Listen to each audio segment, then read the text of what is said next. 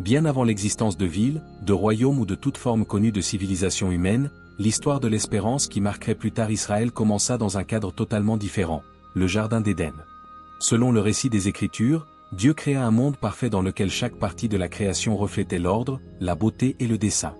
Des rivières traversaient des terres fertiles, des arbres chargés de fruits remplissaient le jardin, et les animaux vivaient en parfaite harmonie avec l'environnement qui les entourait. Au centre de cette création particulière se trouvaient les premiers êtres humains, Adam et Ève, formés à l'image du Créateur lui-même. Dans l'Éden, la relation entre Dieu et l'humanité était intime et directe. Il n'y avait ni peur, ni honte, ni aucune forme de séparation.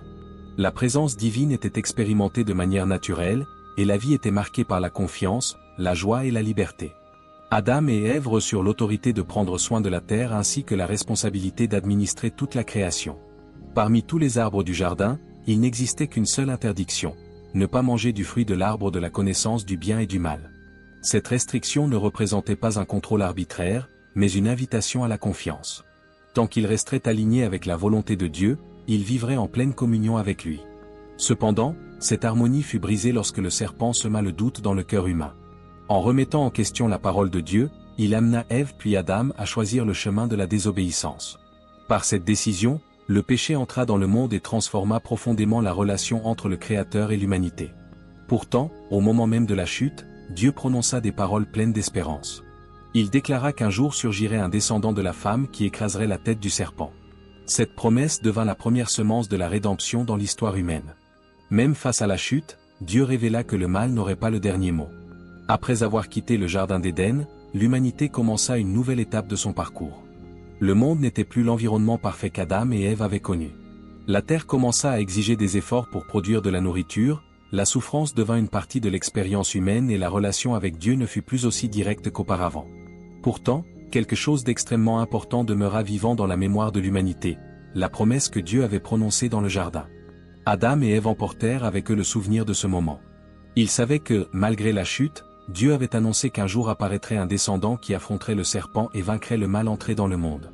Cette espérance commença à être transmise de génération en génération. Les parents racontaient à leurs enfants l'époque où l'humanité vivait en parfaite communion avec Dieu et la promesse que cette histoire n'était pas encore arrivée à son terme. Avec le temps, les familles grandirent et les peuples commencèrent à se répandre sur la terre. La vie devint plus complexe, et l'humanité se mit à affronter des conflits, des difficultés et des périodes de grande corruption morale. Pourtant, parmi ceux qui cherchaient à rester fidèles au Créateur, la promesse de l'Éden demeurait vivante comme une flamme d'espérance. Au milieu des incertitudes du monde, l'idée que Dieu interviendrait encore dans l'histoire soutenait la foi de beaucoup.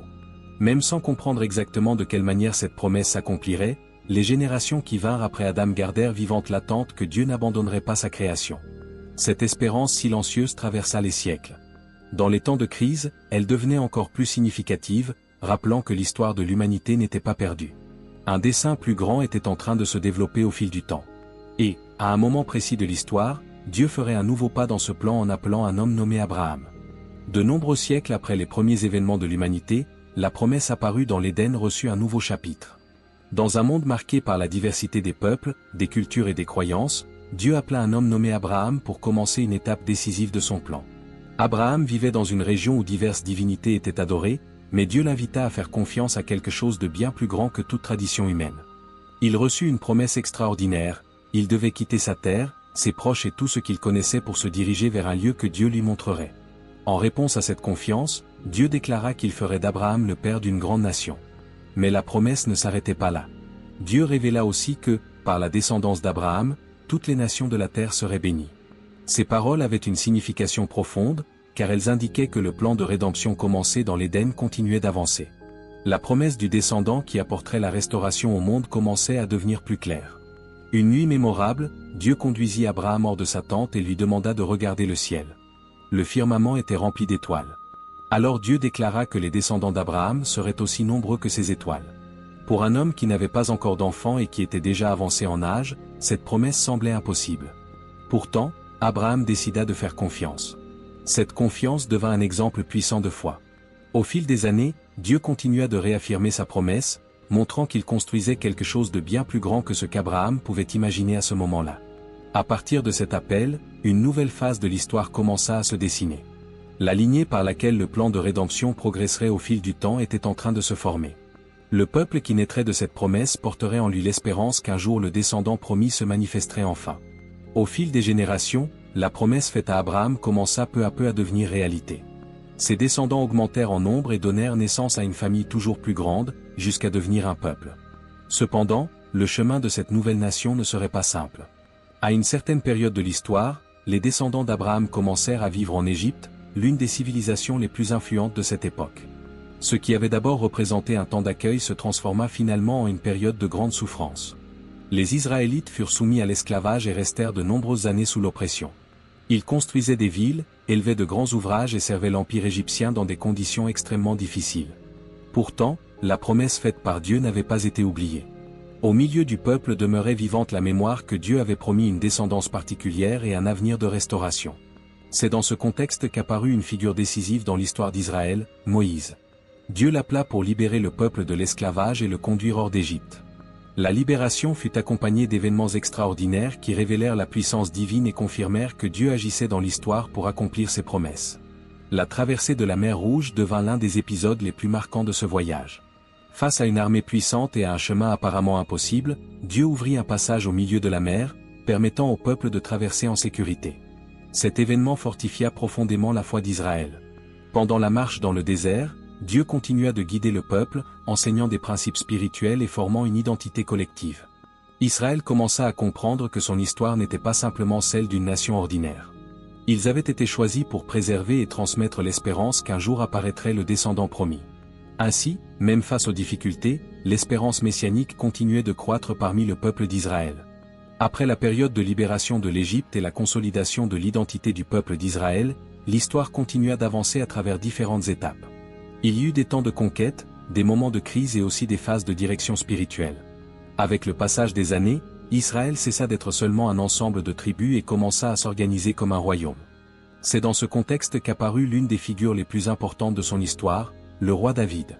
David commença son parcours de manière humble. Encore jeune, il était un berger qui passait de longues journées dans les champs à s'occuper du troupeau de sa famille. Cependant, son histoire prit un tournant inattendu lorsque Dieu le choisit pour devenir le chef d'Israël. Même avant de monter sur le trône, David démontrait une profonde confiance en Dieu, ce qui deviendrait une caractéristique marquante de sa vie. Pendant son règne, Israël connut une période de grande stabilité et d'expansion. Jérusalem devint le centre politique et spirituel du royaume, et le peuple commença à voir dans ce moment un signe que Dieu guidait leur histoire. C'est précisément durant cette période que Dieu fit une promesse extraordinaire à David. Par l'intermédiaire d'un prophète, Dieu déclara que la lignée de David aurait un rôle particulier dans son plan. Il affirma que le trône de David serait établi pour toujours et que l'un de ses descendants régnerait avec une autorité durable. Cette promesse exerça un profond impact sur l'espérance du peuple d'Israël. À partir de ce moment, l'attente messianique reçut un nouvel élément. Le libérateur promis n'apparaîtrait pas seulement parmi le peuple, mais viendrait de la propre lignée royale de David. Cette déclaration renforça encore la conviction que Dieu conduisait l'histoire vers l'accomplissement de son dessein. Ainsi, la promesse qui avait commencé dans l'Éden et qui avait été réaffirmée avec Abraham se trouva désormais directement liée à la maison royale d'Israël. Au fur et à mesure que l'histoire d'Israël se poursuivait, Dieu continua de révéler de nouveaux détails sur l'avenir par l'intermédiaire des prophètes. Ces hommes furent suscités pour parler au peuple en temps de crise, dénoncer les injustices, appeler à la fidélité et en même temps pointer vers une espérance qui dépassait les circonstances immédiates. Parmi ces messagers, Ésaïe se distingua par des paroles profondément marquées par l'attente du Messie. Il annonça qu'un jour naîtrait un fils particulier, quelqu'un qui serait appelé « Merveilleux Conseiller, Dieu puissant, Père éternel et Prince de la paix ». Cette description indiquait que le libérateur promis aurait une mission bien plus grande que celle d'un simple chef humain. Un autre prophète de grande importance fut Michée, qui révéla un détail surprenant concernant la naissance du Messie. Il déclara que le dirigeant promis apparaîtrait à Bethléem, une petite ville de la région de Juda. Cette information, bien qu'elle semble simple à première vue, montrait que Dieu conduisait l'histoire avec précision. De plus, les prophètes parlèrent également du caractère de ce futur dirigeant. Il serait juste, plein de compassion et apporterait la restauration à ceux qui souffraient. Certains textes prophétiques indiquaient aussi que le Messie ferait face à la souffrance, portant sur lui les douleurs du peuple. Ces révélations élargirent la compréhension de la promesse commencée dans l'Éden.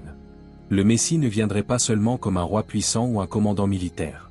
Sa mission consisterait à restaurer la relation entre Dieu et l'humanité, en affrontant le problème du péché apparu dès les premiers moments de l'histoire. Au fil du temps, ces prophéties furent conservées dans les Écritures et transmises de génération en génération. Même lorsqu'Israël faisait face à des crises politiques, à des guerres ou à des périodes d'exil, les paroles des prophètes continuaient d'alimenter l'espérance du peuple. Ainsi, l'attente de la venue du Messie devint un élément central de la foi d'Israël. Après les derniers messages des prophètes, l'histoire d'Israël entra dans une période que beaucoup d'érudits décrivent comme le temps du silence prophétique. Pendant des siècles, aucun nouveau prophète n'apparut avec des messages directs de Dieu, comme cela avait été le cas auparavant. Pour beaucoup, cette période pouvait sembler être un temps d'absence divine, mais en réalité l'espérance construite au fil des générations demeurait vivante dans le cœur du peuple. Durant cet intervalle, Israël passa par différentes dominations politiques. De grands empires surgirent et disparurent, et la terre d'Israël se retrouva sous l'autorité de diverses puissances étrangères. D'abord vinrent les empires orientaux, puis les Grecs et plus tard les Romains.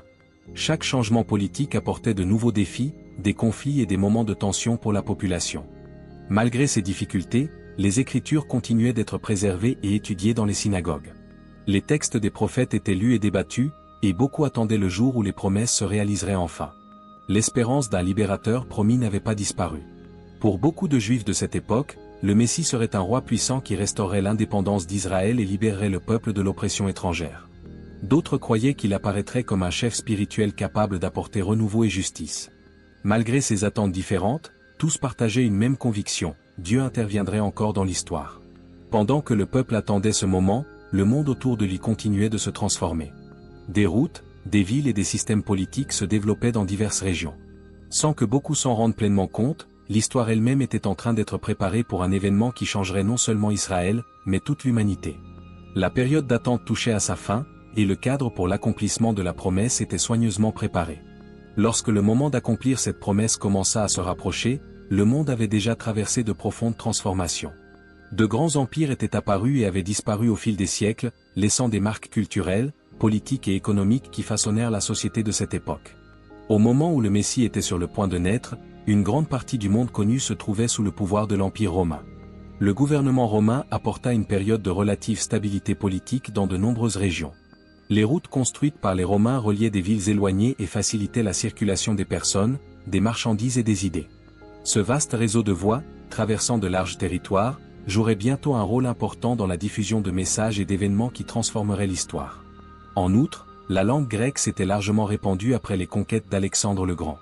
Même sous l'autorité romaine, le grec restait une langue commune dans une grande partie du monde méditerranéen. Cela permettait aux personnes de différentes régions de communiquer et de partager leurs connaissances avec plus de facilité. Pendant que ces changements se produisaient sur la scène mondiale, le peuple d'Israël continuait de vivre sous domination étrangère. Beaucoup de Juifs attendaient avec une grande espérance l'arrivée du Messie promis, croyant qu'il restaurerait la liberté du peuple et établirait un royaume juste. Jérusalem demeurait le centre spirituel de la nation. Le temple était le lieu où des foules se rassemblaient pour prier, offrir des sacrifices et se souvenir des promesses que Dieu avait faites tout au long de l'histoire. Les Écritures continuaient d'être lues, et les prophéties concernant le Messie étaient étudiées avec une grande attente. Sans que la plupart des gens s'en rendent compte, tous ces éléments, la stabilité politique, les routes de communication et l'attente spirituelle formaient le cadre idéal pour un événement extraordinaire. La promesse annoncée des siècles auparavant était sur le point de commencer à s'accomplir. C'est dans cette atmosphère d'attente que quelque chose d'extraordinaire se produisit dans un petit village appelé Nazareth, dans la région de Galilée. Loin des principaux centres politiques et religieux d'Israël vivait une jeune femme appelée Marie. Sa vie était simple, marquée par les activités quotidiennes d'une petite communauté. Pourtant, cette routine apparemment ordinaire était sur le point d'être transformée par un événement qui changerait le cours de l'histoire. Selon le récit des Écritures, un ange nommé Gabriel fut envoyé par Dieu pour parler à Marie. L'apparition de l'ange n'était pas seulement une vision symbolique, c'était un message direct apportant une annonce extraordinaire. Gabriel salua Marie avec des paroles révélant quelque chose d'inattendu: elle avait été choisie pour participer à un plan divin bien plus grand que ce que quiconque pouvait imaginer. L'ange expliqua que Marie concevrait un fils par l'action de l'Esprit de Dieu. Cet enfant ne serait pas simplement un enfant parmi tant d'autres. Il serait appelé fils du Très-Haut et hériterait du trône de David. Ces paroles reliaient directement cette annonce aux anciennes promesses faites au cours de l'histoire d'Israël. Pour Marie, entendre ce message suscita certainement surprise et nombreuses questions. Elle était encore jeune et n'avait pas encore pleinement commencé sa vie familiale. Pourtant, sa réponse révéla la confiance. Au lieu de rejeter ou de résister à l'annonce, Marie exprima sa disposition à accepter ce que Dieu avait prévu. Ce moment marqua le début de l'accomplissement d'une promesse qui avait traversé les siècles. La prophétie concernant le descendant qui affronterait le mal commençait à prendre forme dans l'histoire réelle. Le message de l'ange n'était pas seulement une annonce adressée à Marie, mais le commencement d'un événement qui changerait le destin de l'humanité. L'espérance née dans l'Éden entrait maintenant dans une nouvelle étape.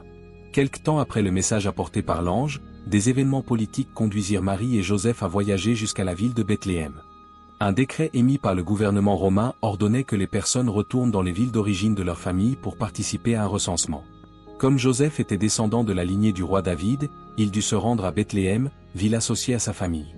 Le voyage n'était pas facile. Les routes de cette époque étaient longues et fatigantes, et Marie approchait déjà du moment de la naissance de son enfant. Malgré cela, ils poursuivirent leur route jusqu'à atteindre la petite ville de Bethléem. À leur arrivée, ils trouvèrent l'endroit rempli de personnes qui avaient également voyagé à cause du recensement. Il n'y avait plus de place dans les auberges. C'est dans ce contexte simple et inattendu que Jésus naquit. Sans palais, sans grande cérémonie et sans reconnaissance publique immédiate, la naissance eut lieu dans un environnement humble, probablement dans un espace utilisé pour abriter des animaux. Le nouveau-né fut placé dans une mangeoire, un récipient utilisé pour nourrir le bétail. Même au milieu de la simplicité de cet endroit, ce moment possédait une signification extraordinaire. Des siècles auparavant, le prophète Michée avait annoncé que le dirigeant promis apparaîtrait précisément à Bethléem. Ainsi, même dans des circonstances apparemment ordinaires, d'anciennes prophéties étaient en train de s'accomplir. Cette même nuit, des bergers qui gardaient leurs troupeaux dans les champs voisins reçurent une nouvelle surprenante. Des anges apparurent en annonçant que le Sauveur était né. Ces bergers, des gens simples de la région, devinrent parmi les premiers à entendre ce message. Ils se rendirent à Bethléem et trouvèrent Marie, Joseph et l'enfant. Ce qui avait été annoncé pendant de nombreuses générations était enfin en train de se produire. La promesse d'espérance qui avait traversé les siècles commençait à s'accomplir sous les yeux de l'humanité. Peu de temps après la naissance de Jésus, Marie et Joseph amenèrent l'enfant au temple de Jérusalem. C'était une coutume importante parmi le peuple d'Israël, car les parents présentaient leurs enfants devant Dieu comme signe de gratitude et de consécration. Le temple était considéré comme le centre spirituel de la nation, un lieu où des personnes de différentes régions se rassemblaient pour prier, étudier les Écritures et offrir des sacrifices. Parmi ceux qui fréquentaient le temple se trouvait un homme nommé Siméon. Il était connu pour sa profonde dévotion et pour garder vivante l'espérance dans les promesses de Dieu. Les Écritures racontent que Siméon attendait la consolation d'Israël, c'est-à-dire le moment où Dieu apporterait la libération et la restauration à son peuple. Il croyait fermement que le Messie promis viendrait. Selon le récit biblique, l'Esprit de Dieu avait révélé à Siméon qu'il ne mourrait pas avant de voir l'accomplissement de cette promesse. Ainsi, lorsque Marie et Joseph entrèrent dans le temple avec l'enfant Jésus, Siméon fut conduit spirituellement à s'approcher d'eux. En regardant cet enfant, il comprit que quelque chose d'extraordinaire se produisait. Prenant l'enfant dans ses bras, Siméon remercia Dieu et déclara que ses yeux avaient vu le salut préparé pour tous les peuples. Il reconnut que cet enfant ne représentait pas seulement l'espérance pour Israël, mais aussi une lumière destinée à toutes les nations. Au même endroit se trouvait également une femme appelée Anne, une prophétesse qui consacrait sa vie à la prière. En voyant l'enfant, elle comprit elle aussi la signification de ce moment et commença à parler de l'enfant à tous ceux qui attendaient la rédemption de Jérusalem. Ainsi, même dans les premiers jours de sa vie, Jésus était déjà reconnu par certains comme l'accomplissement des anciennes promesses. L'espérance annoncée depuis l'Éden commençait à se révéler au monde. En observant tout le parcours qui commença dans le jardin d'Éden et traversa des siècles d'histoire, il devient possible de percevoir un fil conducteur reliant tous ces événements. Depuis le moment où le péché entra dans le monde, Dieu révéla que le mal n'aurait pas le dernier mot. La promesse faite au début de l'histoire humaine pointait vers un avenir où quelqu'un affronterait le mal et restaurerait ce qui avait été perdu. Au fil des générations, cette promesse fut réaffirmée. Abraham reçut l'assurance que sa descendance apporterait la bénédiction à toutes les nations. David entendit que sa lignée jouerait un rôle central dans le plan divin. Les prophètes annoncèrent des détails sur la naissance, la mission et le caractère de celui qui viendrait. Même dans les périodes de silence et d'attente, l'espérance demeura vivante dans le cœur du peuple. Avec la naissance de Jésus, toutes ces promesses commencèrent à prendre une forme concrète dans l'histoire. L'enfant né dans des circonstances simples à Bethléem portait en lui la signification de siècles d'attente. Il ne vint pas seulement comme un chef politique ou un réformateur religieux. Sa mission était bien plus profonde, affronter le problème du péché apparu dès le début de l'histoire humaine. Tout au long de sa vie, Jésus enseignerait sur le royaume de Dieu, montrerait de la compassion envers ceux qui souffraient et révélerait le caractère même de Dieu. Cependant, sa mission atteindrait son point culminant dans un événement encore plus significatif, le sacrifice sur la croix et la victoire sur la mort. Pour les premiers chrétiens, ce moment représentait l'accomplissement de l'ancienne promesse annoncée dans l'Éden. Ainsi, l'espérance d'Israël devint l'espérance de toute l'humanité. L'histoire qui avait commencé dans le jardin trouva son point de rédemption en Christ. Si ce parcours à travers l'histoire de la promesse a éveillé votre curiosité, continuez à suivre les prochains chapitres de cette série. Partagez ce contenu avec quelqu'un qui souhaite également mieux comprendre le message de la Bible et abonnez-vous à la chaîne pour continuer à explorer chaque étape de la vie de Jésus.